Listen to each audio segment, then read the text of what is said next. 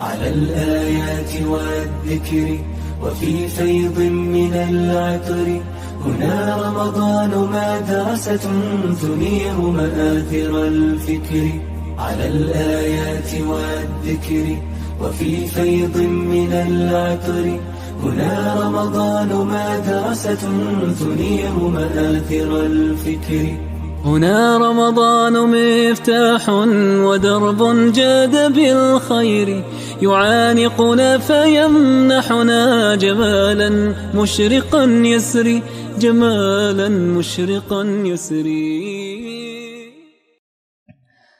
Bismillahirrahmanirrahim. Assalamualaikum warahmatullahi wabarakatuh. Alhamdulillah wassalatu wassalamu ala rasulillah wa ala alihi wa sahbihi wa man walah. Amma ba'du, sahabat LC, pemirsa yang insyaallah dimuliakan Allah Subhanahu wa taala. Alhamdulillah, bersyukur kepada Allah Subhanahu wa taala di malam hari ini kita bisa berjumpa kembali dalam kajian Semarak Ramadan bersama LC. Insyaallah kali ini saya akan menyampaikan satu judul ataupun tema dari kajian kita, yaitu menggiatkan dakwah dan menyebarluaskan sunnah. Sahabat yang berbahagia, seperti yang sudah kita ketahui bahwa bulan Ramadan adalah bulan di mana Allah Subhanahu wa taala memudahkan hamba-hambanya untuk melaksanakan ketaatan kepadanya, melaksanakan berbagai ibadah, berbagai kegiatan yang bermanfaat untuk akhiratnya. Dan ini Allah Subhanahu wa taala mudahkan. Ya, seperti dalam hadis dikatakan bahwa di bulan Ramadan ini, ya, di mana pintu surga itu dibuka, kemudian pintu neraka ditutup, ya, syaitan-syaitan dibelenggu, dan ada penyeru yang menyeru kepada kita, kepada manusia, ya bagial khair akbil, wahai para pencari kebaikan, sambutlah, bersemangatlah. Ya, Allah mudahkan untuk para pencari kebaikan melakukan kebaikan. Wa ya bagiya syarri aksir, wahai para pencari keburukan, berhentilah. Ya, Allah mudahkan orang-orang yang akan berbuat jahat untuk berhenti ataupun untuk bertobat dari kejahatannya. Nah, di masa-masa yang seperti ini, maka baik sekali untuk kita, ya, khususnya untuk para DKM masjid ataupun musola-musola. Biasanya di kampung-kampung kita atau di sekitar lingkungan kita, ya, begitu memasuki bulan Ramadan itu antusias ataupun semangat kaum muslimin untuk mendatangi masjid itu sangat luar biasa. Ya, sehingga yang tadinya sholat berjamaah 5 waktu mungkin sepi, hanya sebagian orang, segelintir orang. Namun begitu Ramadan ini mungkin akan ramai, ya, atau bisa dipastikan ramai khususnya di awal-awal Ramadan. Ya, kemudian bahkan ada salat malam berjamaah, yakni salat tarawih berjamaah, ya, salat subuh berjamaah. Ini luar biasa. Ya, banyak dari kaum muslimin yang antusias untuk hadir beribadah ke masjid. Semangat ibadahnya sedang tinggi-tingginya. Nah, untuk itu, untuk para dai, kemudian tadi para DKM, pengurus masjid, penyelenggara kemakmuran masjid dan musola misalkan, ya, ataupun majelis taklim, ini adalah kesempatan yang sangat luar biasa di momen-momen Ramadan ini untuk apa? Untuk menggiatkan dakwah dan menyebarluaskan sunnah. Nah, sunnah yang dimaksud di sini adalah ajaran Islam itu sendiri, yaitu Islam yang berpemahaman Ahlus Sunnah wal Jamaah, Islam yang mengajarkan sunnah-sunnah Rasulullah SAW. Dan ini momen yang tepat untuk kita melaksanakan hal ini di bulan Ramadan ini.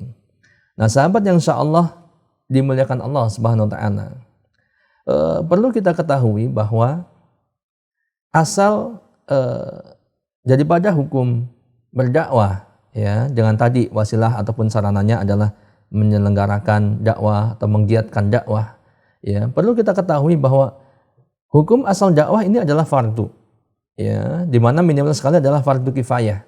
Walaupun terus kemudian bergerak, berubah menjadi fardu ain sesuai dengan kondisinya, gitu kan? Jadi fardu kifayah artinya apa? Dakwah itu fardu kifayah, ya. Dia harus atau wajib ada yang melaksanakannya, ya di suatu negeri atau di suatu lingkungan atau di suatu kaum, ya, sampai pada batas mencukupi, ya, yaitu kifayah tadi. Kalau sudah ada yang melaksanakan dan itu mencukupi kebutuhan dakwah yang ada di negerinya, di kaumnya gitu, maka ini berarti cukup. Artinya ya sudah terlaksana kewajiban itu. Dan orang yang lain yang tidak menyelenggarakan dakwah, ya, atau orang-orang yang ada di sana tidak terkena dosanya dari meninggalkan kewajiban dakwah ini. Akan tetapi sahabat dan pemirsa, bahwa kemudian seiring berjalannya waktu, ya, maka para ulama mengatakan bahwa hukum dakwah itu menjadi wajib ataupun fardu ain. Ya, wajib atas setiap pribadi kita Muslim sesuai dengan kesanggupan kita. Kenapa?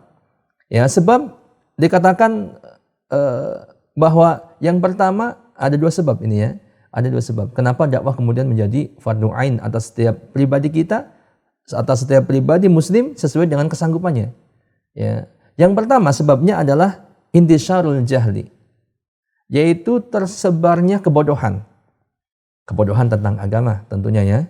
Jadi banyak, ya, kaum muslimin, bahkan kaum muslimin, ya, bukan kalau orang kafir mungkin ini pasti, ya, bodoh tentang agama Islam, walaupun mungkin sebagian ada yang mengerti tentang agama Islam, ya, karena memang kepo, pengen tahu, atau mungkin ada kepentingan dan sebagainya. Tapi secara umum bahkan kaum muslimin itu mereka sebagian besar itu bodoh tentang agama, ya, tidak mengerti tentang ajaran agamanya sendiri. Dan ini realita teman-teman dan sahabat. Mungkin sahabat bisa merasakan bagaimana di sekitar teman-teman atau sahabat-sahabat, kiri kanannya, ya, bagaimana mereka itu ternyata banyak orang yang masih jahil tentang agama. Yang pertama, ya, kemudian yang kedua adalah kasratul fasad. Kasratul fasad. Banyaknya kerusakan.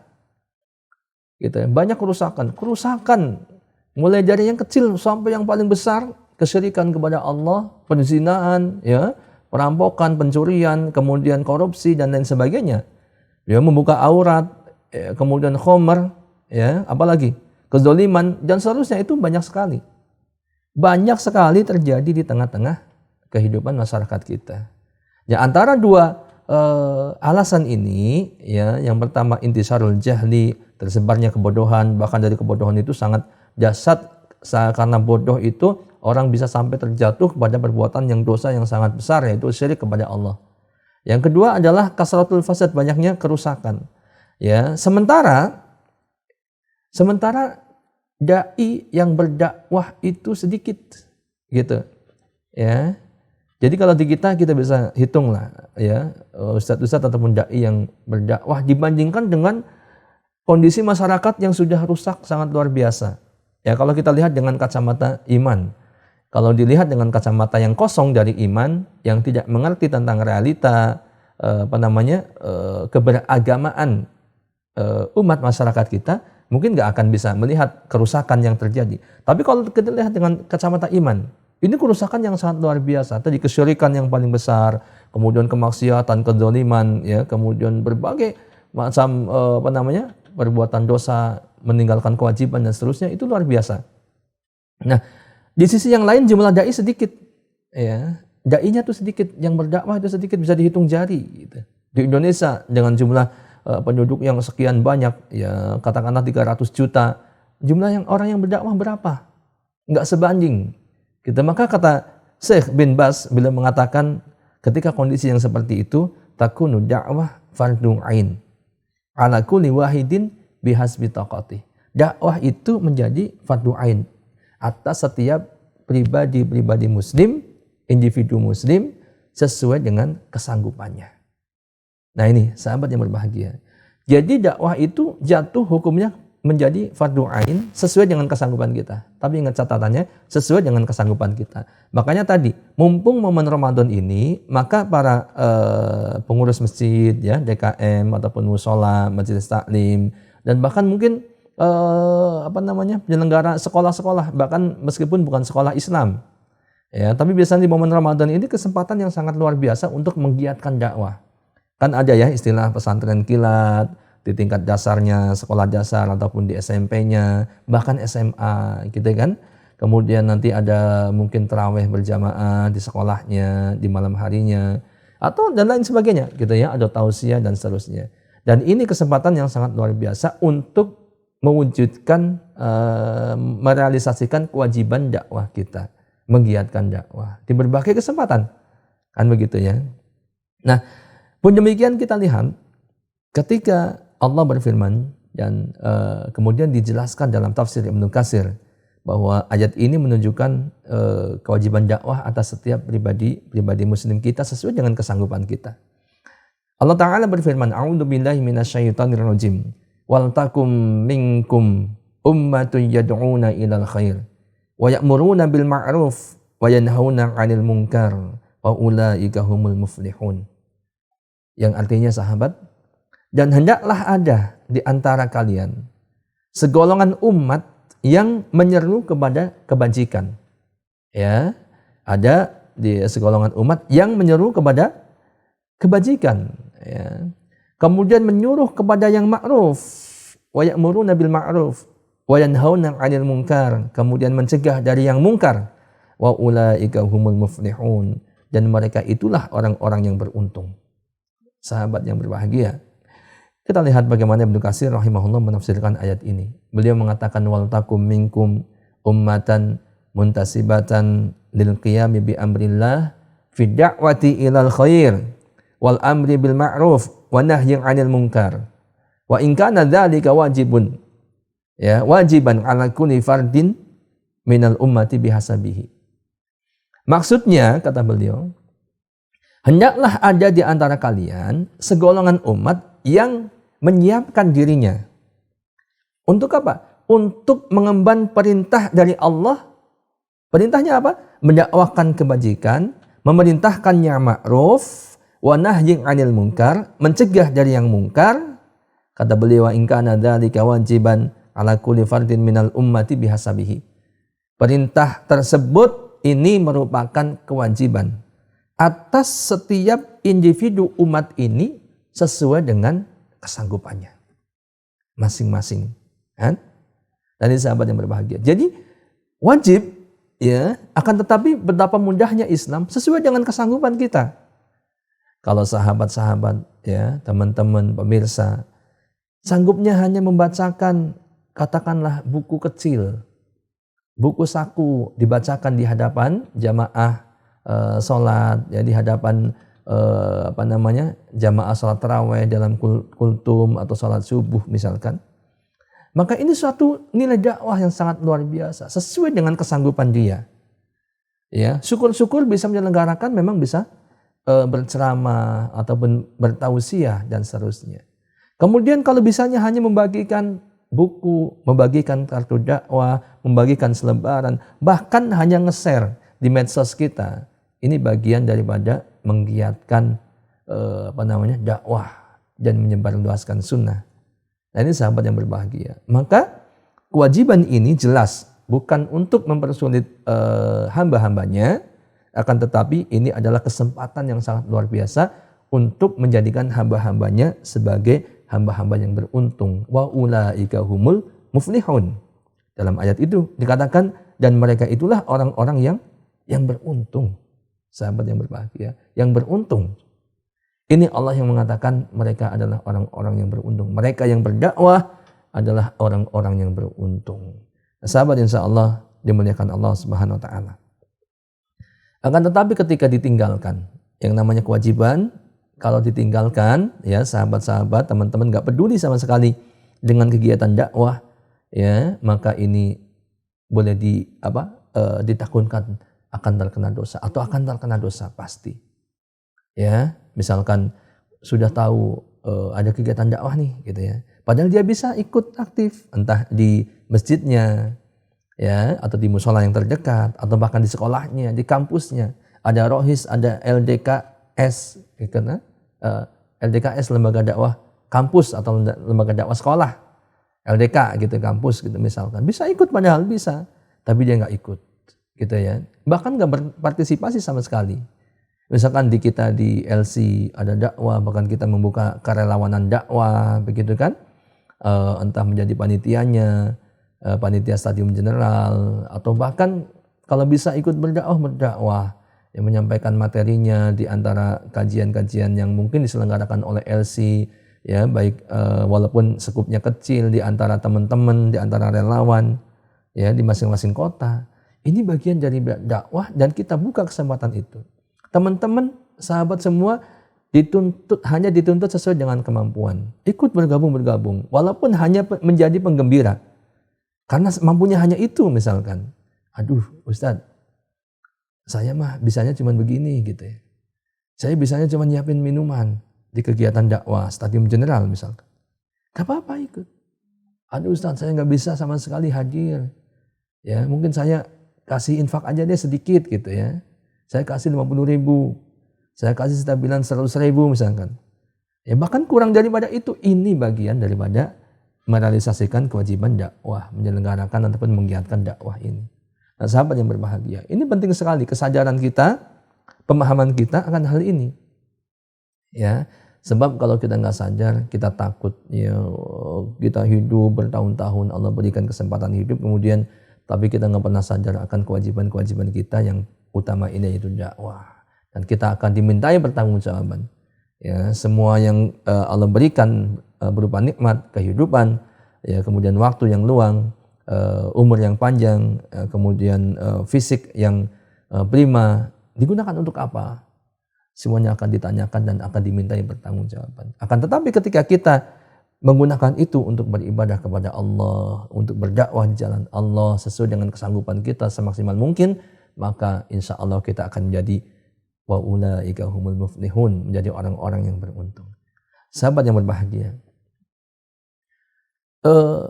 tadi satu ayat menunjukkan perintah berdakwah, kemudian beberapa ayat yang lain yang menunjukkan tentang perintah dakwah. Ya, misalkan dalam surat An-Nahl ayat 125. Allah berfirman, "Ud'u ila sabili rabbika bil hikmah wal mau'izatil hasanah wajadilhum billati hiya ahsan. Inna rabbaka huwa a'lamu biman dhalla an sabilihi wa huwa a'lamu bil muhtadin." Serulah manusia kepada jalan Rabbmu. Ud'u ila sabili rabbik bil hikmah. Serulah manusia, dakwahi manusia kepada jalan Allah. Bil hikmah, dengan hikmah, wal mau'izatil hasanah, dan juga pelajaran yang baik, dan bantahlah mereka dengan cara yang baik. Kalau perlu membantah mereka, maka bantah dengan cara yang baik, dan seterusnya. Ini perintah juga untuk mendakwahkan manusia agar mereka menempuh jalan Allah Subhanahu wa taala. Kemudian dalam surat Yusuf 108, Allah berfirman, "Qul hadhihi sabili ad'u ilallah ala basiratin ana wa manittaba'ani wa subhanallahi ma ana minal musyrikin." Qul, katakanlah wahai Muhammad, inilah jalanku, jalan agamaku. Qul hadhihi sabili ad'u ilallah ala basiratin ana wa manittaba'ani. Ya, aku dan orang-orang yang mengikutiku menyeru, mengajak kalian kepada Allah dengan hujah yang nyata. Jadi Rasulullah diperintahkan untuk memproklamirkan, ya, mengumumkan, memviralkan bahwa ini adalah jalan agamaku. Jalannya apa? Yaitu aku dan orang-orang yang mengikutiku ad'u ilallah. Ya, menyeru kalian kepada Allah. Ana basirah, di atas ilmu. Ya. Dan tadi dengan hikmah dan sebagainya. Nah, ini adalah perintah dakwah. Bahkan Rasulullah SAW diperintahkan untuk menyatakan ini jalan agama beliau, ya, yaitu menyeru manusia kepada Allah Subhanahu wa taala. Dan termasuk tadi surat Ali Imran ayat 104, "Wal takum minkum ummatun yad'una ilal khair wa ya'muruna bil ma'ruf wa yanhauna 'anil munkar wa ulaika humul muflihun." Yang tadi sudah kita sampaikan. Ya, ini termasuk ke dalam perintah dakwah. Dan sahabat yang berbahagia, dalam hadis pun banyak disebutkan. Ya, misalkan hadis tentang melihat kemungkaran. Ya, kita diperintahkan untuk mendakwahi mereka, mencegah kemungkaran sesuai dengan kesanggupan kita. Man ra'a minkum munkaron falyughayyirhu bi yadihi fa illam yastati fa bi lisanihi fa illam yastati fabiqalbihi wa dzalika adghaful iman. Barang siapa yang melihat kemungkaran maka hendaknya mereka merubah dengan tangannya. Siapa yang melihat kemungkaran hendaknya mereka merubah kemungkaran itu dengan tangannya. Artinya mencegah, ya, an-nahyu 'anil munkar. Jadi mencegah kemungkaran. Ya, ini bagian daripada dakwah. Dakwah kan amar ma'ruf nahi mungkar, menyuruh kepada kebaikan, mencegah dari yang mungkar. Ya, kalau dia nggak mampu dengan tangannya, fa illam yastati fa bilisanihi. Maka dengan lisannya. Ya, dengan ucapannya, dengan kata-katanya atau dengan tulisannya. Gitu kan? Fa illam yastati fa biqalbihi. Dan kalau tangan nggak mampu, lisan nggak mampu, maka dengan hatinya. Dan dikatakan itulah selemah-lemah iman. Sahabat yang dimuliakan Allah Subhanahu wa taala, apakah kita hanya akan pasrah ya menjadi orang-orang yang selemah-lemahnya iman, imannya paling lemah. Oleh sebab tidak peduli dengan amal dakwah ini. Ya, padahal kesempatan itu terbuka lebar di hadapan kita. Ya, hanya bergabung dengan LC, jangan menjadi relawan. Ini sudah salah satu bagian daripada merealisasikan kewajiban dakwah. Dan kita sudah ajak semua terus gitu ya. Atau tadi di rumahnya masing-masing ya, di rumahnya bisa membuka TPA atau bisa membuka pengajian untuk anak-anak, belajar Iqra dan seterusnya. Ini bagian daripada dakwah. Ya, ataupun tadi untuk yang remajanya, bahkan dewasa, bahkan orang tuanya. Dan caranya itu beragam. Ya, kita nggak bisa berceramah, tapi kita misalkan punya dana, punya uang, kita bisa bisa memanggil ustadz untuk menyampaikan ceramah. Ini bagian daripada kita berdakwah tadi, walaupun nggak secara langsung, tapi dengan wasilah kita mengundang ustadz, ya, kemudian memberikan transportnya, maka terselenggara dakwah, maka sama dengan kita berdakwah. Bahkan boleh jadi teman-teman sahabat dan kaum muslimin yang menyelenggarakan dakwah itu yang pahalanya paling besar karena terselenggaranya dakwah. Nah ini, jadi penting sekali untuk kita sadari ya teman-teman dan sahabat yang berbahagia untuk bersemangat menyelenggarakan, menggiatkan dakwah dan juga menyebarkan sunnah, mumpung ini adalah momen yang momen ketaatan kepada Allah Subhanahu wa taala di bulan Ramadan ini. Sahabat yang insyaallah dimuliakan Allah Subhanahu wa taala. Nah, kemudian ketika kita sudah berdakwah ya, kemudian apa yang akan kita dapatkan dari amal dakwah itu? Keutamaannya ya, pahalanya, kemudian ya segala macam yang Allah janjikan kepada kita di dalam Al-Qur'an ataupun dalam hadis-hadis Nabi sallallahu alaihi wasallam. Dan ternyata banyak sekali ya, selain tadi sudah disebutkan sebagiannya. Ya, dengan kita berdakwah, beramar ma'ruf nahi munkar, di antaranya Allah akan menjadikan kita menjadi umat yang terbaik. Orang-orang yang terbaik di hadapan Allah Subhanahu wa taala. Walaupun di hadapan manusia mungkin enggak dianggap. Ya enggak misalkan enggak bernilai. Ya, stratanya rendah. Ya, miskin mungkin gitu. Tapi ketika antum berdakwah, kita berdakwah, maka kita adalah khairu ummah, sebaik-baik umat. Kita lihat, kita cek dalam surat Al-Imran ayat 110. Kuntum khaira ummatin ukhrijat linnas ta'muruna bil ma'ruf wa tanhauna 'anil munkar wa tu'minuna billah. Kalian adalah umat yang terbaik yang dilahirkan untuk manusia. Ya, walaupun memang yang dimaksud adalah para sahabat Rasulullah SAW. Umat yang terbaik, jelas gitu ya. Akan tetapi para ulama mengatakan ketika kita mengikuti sifat-sifat para sahabat, sifatnya apa? Yaitu ta'muruna bil ma'ruf wa tanhauna 'anil munkar wa tu'minuna billah.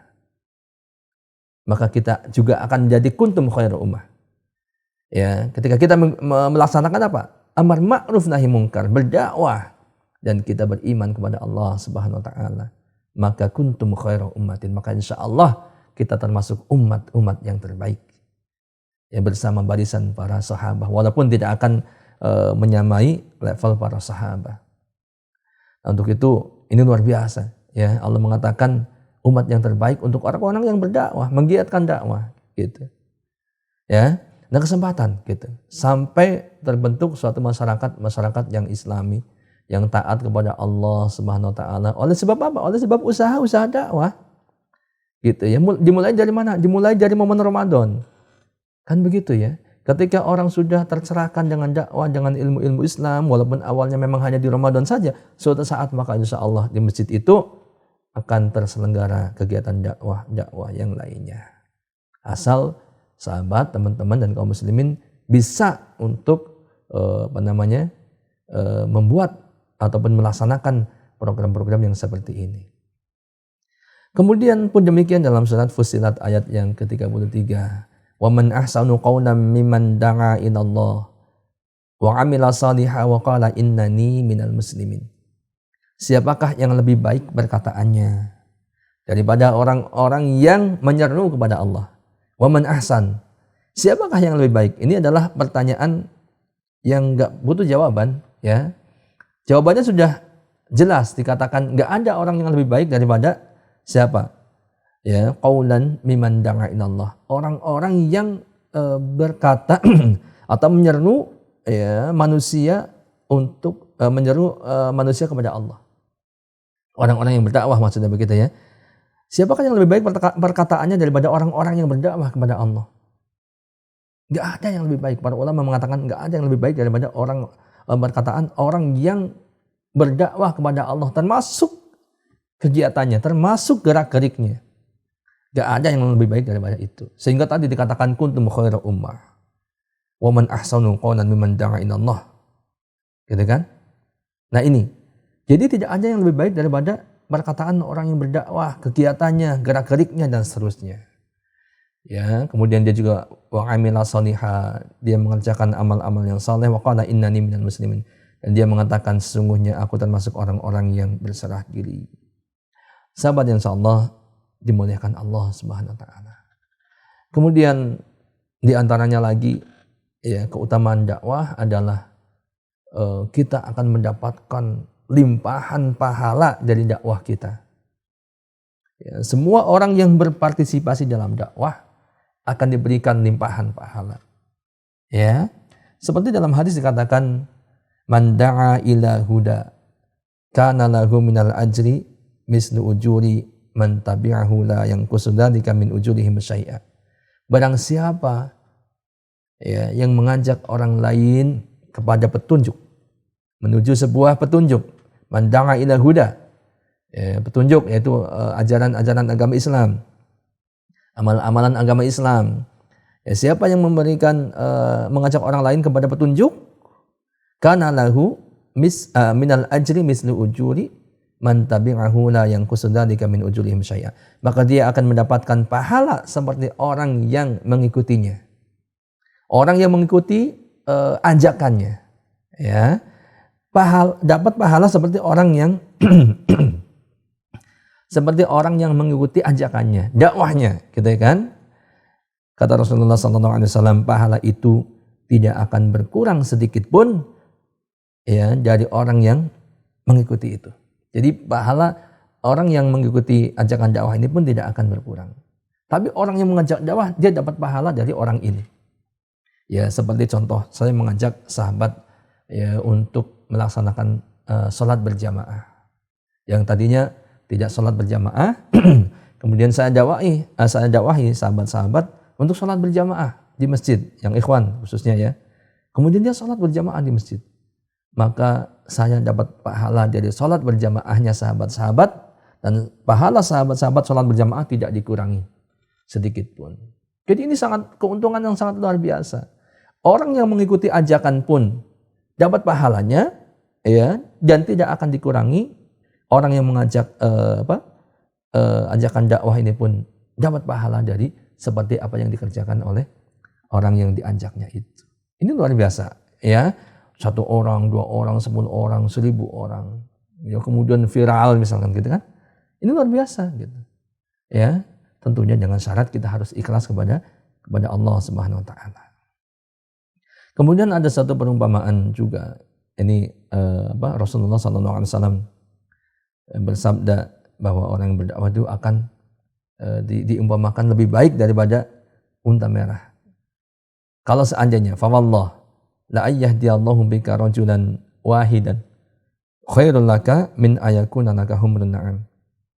Demi Allah, sesungguhnya Allah, ya, kalau Allah memberi hidayah kepada salah seorang, satu orang melaluimu, Allah memberi hidayah kepada satu orang melalui perantaraan dakwah kita, ya, kata Nabi SAW, khairul laka min ayyakuna laka humrun na'am. Maka itu adalah lebih baik daripada kamu memiliki unta merah. Sahabat yang berbahagia, ini satu perumpamaan. Itu lebih baik daripada harta yang sangat berharga, daripada kendaraan yang sangat luar biasa. Unta merah pada zamannya, ya, pada konteks waktu itu kendaraan yang sangat luar biasa, yang mahal harganya.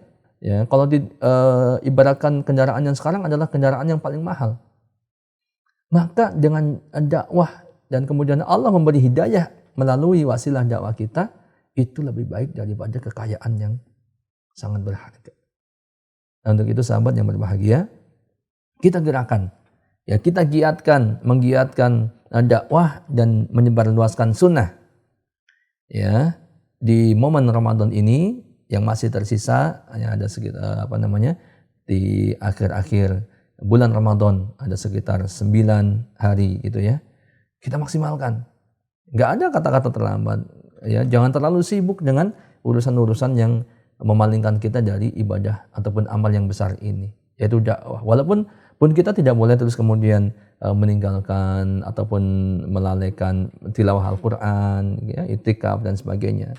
Semua itu bisa kita laksanakan bersama-sama. Bahkan momen i'tikaf itu sendiri, khususnya tadi untuk masjid-masjid yang menyelenggarakan i'tikaf, ya. Kalau ada masjid yang belum menyelenggarakan, selenggarakan i'tikaf. Ya, sebab ini sudah masyhur, sudah biasa i'tikaf di masjid-masjid. Bahkan di musala-musala pun bisa diselenggarakan. Ya, kemudian di dalamnya, ya, bermacam-macam beragam dan tidak dilarang untuk menyelenggarakan dakwah. Sebab saat itu orang sedang berkumpul, ya, orang sedang semangat, ya, biar variasi ibadahnya setelah tilawah Al-Quran, kemudian salat malam, salat di malam Lailatul Qadar itu di dalam i'tikaf, ya, kemudian juga bisa diselenggarakan tausiah ataupun kajian-kajian di dalamnya. Nah, sahabat yang berbahagia, dengan begitu maka insya Allah, ya, kita sudah melaksanakan kewajiban dakwah, kemudian kita mendapatkan limpahan pahala dari Allah Subhanahu wa taala, dan agama kita akan tetap terjaga. Ya, sebab tanpa adanya dakwah, biidznillah boleh jadi, ya, mungkin secara umum, secara asal Islam nggak akan hilang. Tapi boleh jadi di suatu negeri, di negeri kita ini, kalau nggak ada dakwah, maka boleh jadi Islam lenyap dari negeri kita. Sahabat yang insya Allah dimuliakan Allah Subhanahu wa taala, untuk itu kita harus menggiatkan dakwah. Ya, jangan sampai kemudian generasi penerus kita kosong daripada nilai-nilai dakwah. Dan harus sukses, ya, Islam di negeri kita dan di seluruh dunia, ya, di masa yang akan datang. Dengan cara apa? Dengan cara dakwah dan dakwah terus. Nah, ini mungkin yang bisa disampaikan. Wallahu a'lam bishawab. Semoga bermanfaat. Subhanakallahumma wa bihamdika, asyhadu an la ilaha illa anta, astaghfiruka wa atubu ilaik. Assalamualaikum warahmatullahi wabarakatuh.